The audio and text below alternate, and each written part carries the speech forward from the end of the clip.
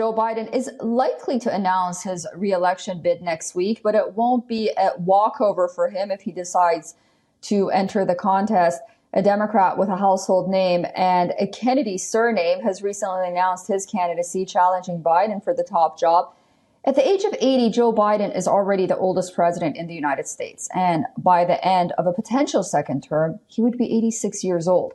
According to sources, a campaign video is set to be in production. Top donors have been invited to meet Biden as he drums up support for a run, which could be announced as early as next week. Now, according to reports, the release of the video is expected to coincide with the 4-year anniversary of his 2020 campaign launch. Biden's re-election planning has been underway for months, overseen by two top advisors, Jennifer O'Malley Dillon and Anita Dunn.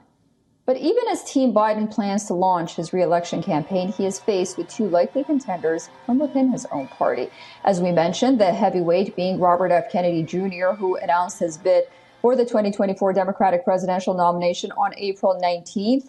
He is the son of Robert F. Kennedy Sr., who was assassinated while campaigning for the Democratic presidential nomination in 1968, and the nephew of President John F. Kennedy.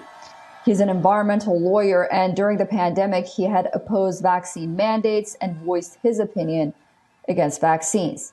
But can Robert Kennedy Jr. be considered a strong contender? Well, in a survey taken in the United States, Kennedy enjoyed the support of 14% of voters who backed Joe Biden in 2020, while 67% of Biden's 2020 supporters say they would support him for the Democratic nomination.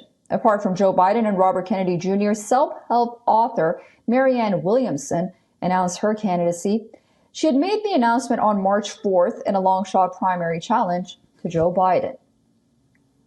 As the President of the United States seeks a second term in office, it remains to be seen if any other Democrat can pose a serious challenge in the race to the White House.